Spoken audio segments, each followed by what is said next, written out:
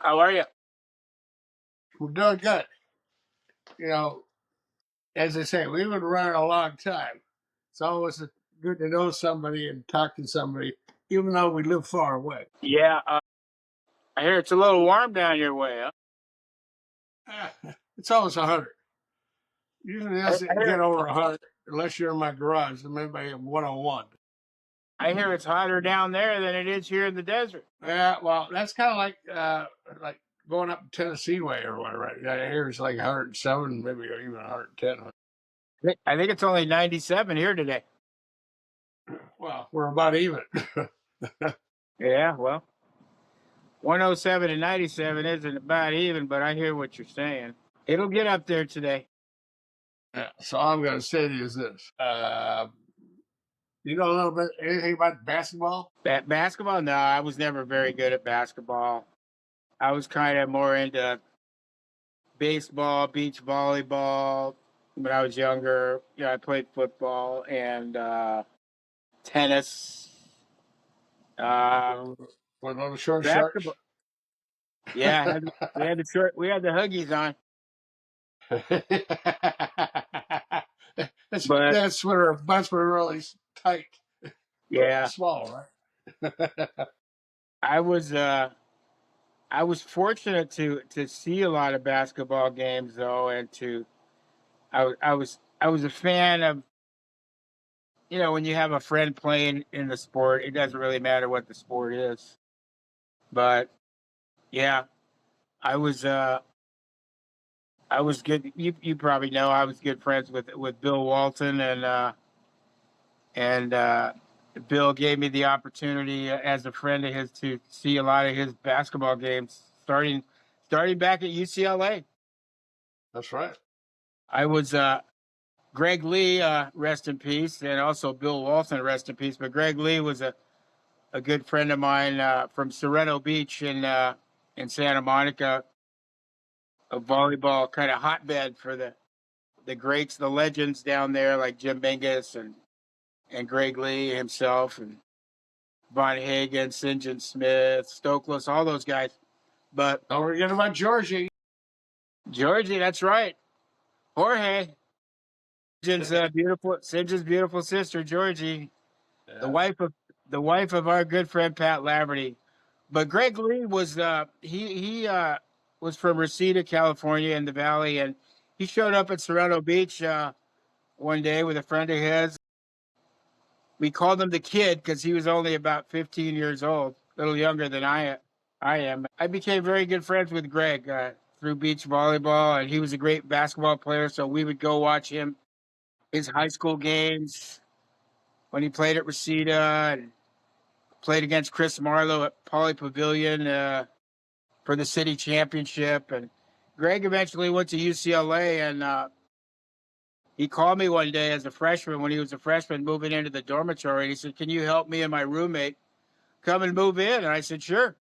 So I showed up there, and he goes, "This is my roommate, Bill Walton." I look up, I go, "Hi, how you doing?" Big skinny redhead kid, and that was the first my first encounter, my first meeting, my first acquaintance with Bill Walton, and we were great friends ever after that, and it was a special time, and got to go to a lot of UCLA games, his games. When he played with Portland, when they came to LA, I saw him play, and then eventually with the Clippers, and then finally ended up with the Celtics. And saw a lot of those games, and it was a unique time and a quality basketball for sure. yeah, yeah. Well, hey, you went to Boston to help Walton move when he signed with Boston. But the Yeah, funny story was, I think he gave you a call and says, "I'm playing for Boston." He goes, "Did he call you?" He says, "No, but I'm going to play for Boston." yeah, You go from that and tell the story after this. yeah. That was a great story. We were sitting around at the pool at his house in San Diego, and I said, "Hey, Bill, who are you going to play with next year?" And he says, "The Boston Celtics." And I said, "Oh yeah." I said, "Did they call you?" And he says, no, I'm going to call them today. And I said, oh, okay. So and as the story goes, I guess he called Red Auerbach, and Larry Bird just happened to be in Red's office, and so Red takes the call, and Red covers the phone. He looks at Larry. He goes, "It's Walton." He goes, "Is this guy okay?" And then Yeah.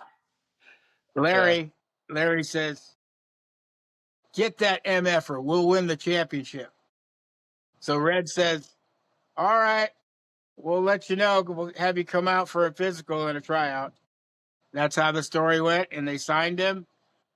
And I heard another story that he didn't pass the physical, and the doctor said, "No, no, no way." And supposedly, I don't know if it's true, but Red went into the doctors and said, "Hey, pass him. We're taking him. Let's go, Bill." That's a great story if it's true. And like Bill always used to say, let's not let the facts ruin a good story. Well, the He great had thing he was had some he great went facts. back to help the family move into the house in Boston and all that stuff, and then you became kind of the guy on the court and talking to all the players. Yeah. Oh yeah. Well, his whole family moved back there, of course, and I was fortunate enough to go stay there with for extended periods of time. Flying back and forth to L.A. and I would go on the plane with the team, and I would on the bus on the road trips, and it was unbelievable, man. It was hanging around, becoming friends with Kevin McHale, Jerry Seestein, Rick Carlisle, Larry Bird, all those guys. And my impression when I first said, "Wow, I'm going to be around the Boston Celtics," I said, "These guys are going to do everything by the book. They're going to be, uh, strict and just disciplined and everything."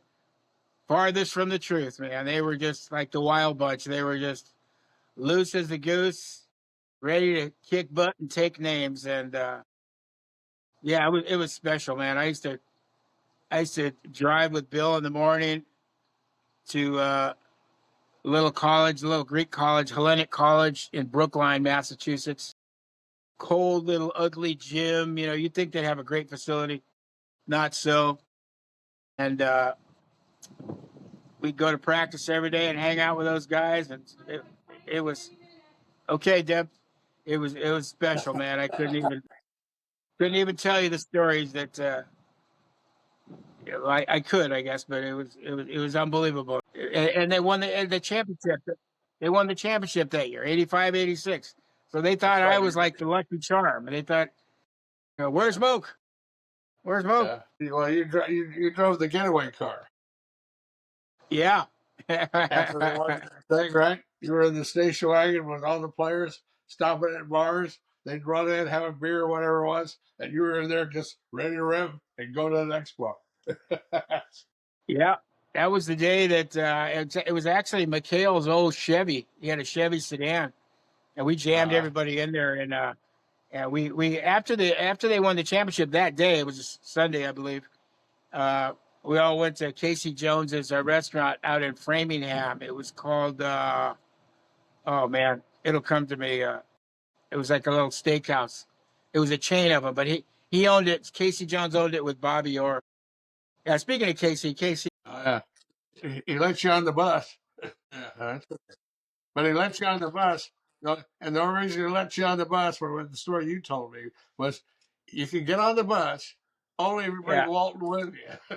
that's exactly true. Casey Jones said.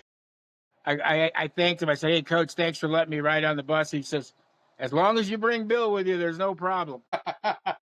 But yeah, I have so many stories, man. It will boggle your mind. But anyway, getting back to that day out in Framingham, after we all had dinner with all the families and everything, and all the players stood up and said, "All right," they told all the wives and kids, "Go on home.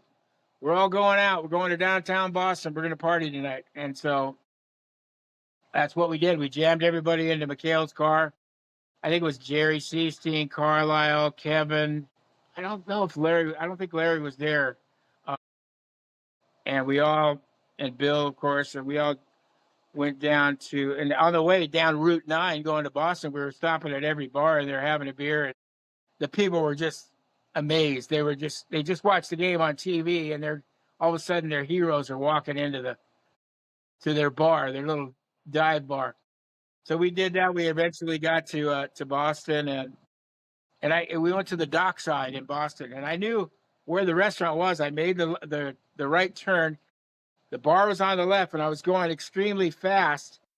And everybody's going, it's right here on the left, right here on the left, and I knew it, but there was a big throng of people trying to get in, and so I'm speeding by the bar, and all of a sudden I slammed the brakes down and went, came to a skid, and I had this plastic green horn, and I went, blew it out the window, and everybody, the guys are getting out of the car, and everybody that was trying to get in the bar turned around. They went, yeah, and so that was our entrance to the dockside. Well, the funny thing was when he came back to LA and after the parade and all that stuff, and this is back with the V8s or whatever it was, VHS or whatever you want to call them. You said to me, "Yeah, I was on the bus." I go, "Bullshit." He put in that tape, and there you are with Larry Bird and everybody on top of the bus, waving to the crowd on the parade. It was amazing. He ain't lying. He ain't lying here. I was fortunate to be in the parade. That was something, man. People were Anyways, you throwing got up. a witness because I saw the VH. I don't know where it is, but I saw it. Yeah, I It's still a have it. testimony In from fact, me. Yeah. I was on a truck with Walton and Ainge and Bill's wife Susie and all the boys, Adam, Nathan, Luke, and Christopher Tuffy. And yeah, it was great, man. People were throwing up beers to us. Bill's going, "How about a beer? How about a beer?" They're throwing up beers and sunglasses and joints, and it was wild, man. It was wild. It was a great time back in the '80s, like that. Some of our friends weren't even born, maybe in the '80s, but they didn't see our life in our lifetime. Yeah, You're what, 49? I'm 55 as far as the year you're sure. born. What are you talking Well, about? I was born 55, and you were born what, 49? Yeah, yeah, yeah. Oh, I see. Yeah. I always tell everybody I'm a 49er. And don't want to be in San Francisco. No. A lot of gay people up there in San Francisco. Well, there's that, like Jerry Seinfeld said, not that there's anything wrong with being gay. Speaking of Seinfeld, I'm trying to send you a clip with Brian Doll Murray. He was on Seinfeld and then had a part. I don't know if you ever see it, but it was pretty funny. It was about a boy in a bubble. Oh, yeah. Son, did you see Yes. that one? I saw that issue. Yeah. Our friend Brian. Yeah. Brian's hey, John, how are you?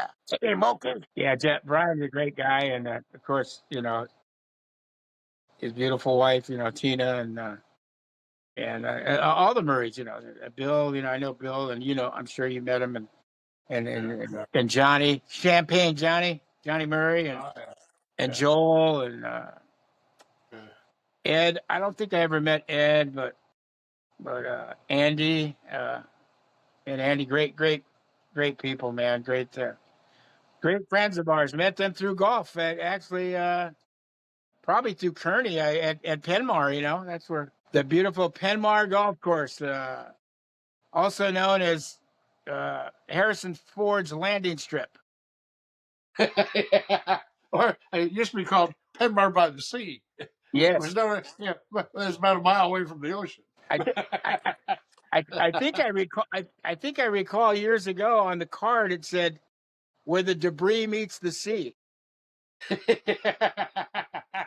think it said that on the card if I'm not mistaken. But that place now, man. Oh, that I don't even know. You know what happened to it, right? They created a restaurant bar there with music, and golf is kind of secondary there. Yeah, but it's a happening spot, and you You go there on the wrong day and the wrong time, you can't get a parking spot. You got to park halfway down number one fairway. Really, really. Yeah. I mean, I remember when when my dad bought the house because we overlooked the seventh hole in Riviera, or not Riviera, but Penmore. Yeah. Yeah. And Where you grew up, uh, man. You had a yeah, but great that was a spot. dump. It was a dump. What's that? It was like a swampland dump. I remember And because when we my used to dad, go when I was a kid. We'd go over there to get frogs and kill them over yeah, there yeah, in the swamp. yeah, yeah. But What when were my they? dad bought the house, I think he paid $16,000 for the house, right? But the What, realtor says, "Hey, they're going to build a golf course here," and that's why right. That's why my dad bought it. oh, And okay. the funny thing about it was, yeah, I was like maybe 5 6 years old if it was that old, and I was in that swamp all the time playing with the frogs and all Yeah. that. Me It too. was it was swamp land. Yeah. That's why Anyways, that course doesn't drain well because it was a swamp and it's not a. It doesn't have a sand base. You know. it still has washing machines underneath. Yeah. Probably does. Everybody dumped their shit there, So Yeah. There's I'm five sorry. bucks. I cuss. There's I meant, $5 I, into the kitty. I meant, hey, but Patricia ain't here right now. Yeah. Yeah, I'm I gonna owe call her. her and tell her. Yeah, if it wasn't for Penmore, I doubt if I ever would have learned or even played golf. But it was just, or actually the Tijuana Invitational Tournament, the TIT. That if it wasn't for that, I probably would have never played golf. Well, I mean, I went there. I think I went for 24 years. I know I went at least 21, 20. That's where I met. That's Dick Gass. Dick Gass was married Yeah, to yeah, one of the Lennon sisters, Dee Dee Lennon, and yeah, Dick is the one that invited all of us to go down. That's why Niles and Heine went, Jackie Hines and Randy Niles and Pat, and we all. That was our introduction to the Tijuana Invitational Tournament. A yeah, bunch of yeah. Santa Monica, Venice businessmen put that tournament on, and it was a blast, man. It was kind of a joke because they go, "Where are you playing?" And go, "Tijuana Country Club," and everybody went, "Wow, that must be some kind of spot." I got there because my dad and a guy named Peter Choate, who was a great golfer, college golfer, All American Yeah. 2 years in a row. He even beat Jack Nicklaus in a long drive contest barefooted. Wow. Claim to fame. And he Well, hit the listen, John, I ball. got to go, but listen, next time we'll hit some more of those stories and maybe talk about my Bill Walton Grateful Dead experiences that were just, Oh I yeah, mean, yeah, yeah, yeah, the stories we have. yeah. Bill And the always used story's to tell still me. to tell.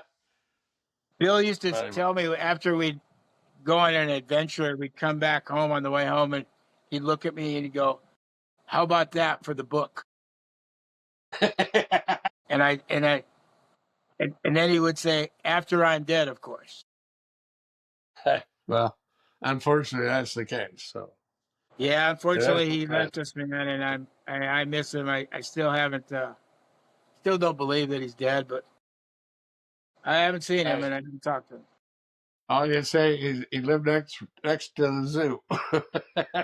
Yeah, Go in that jacuzzi, and I'll hear the giraffes and everybody honking their horns in the middle of the night. yeah. I'm sorry.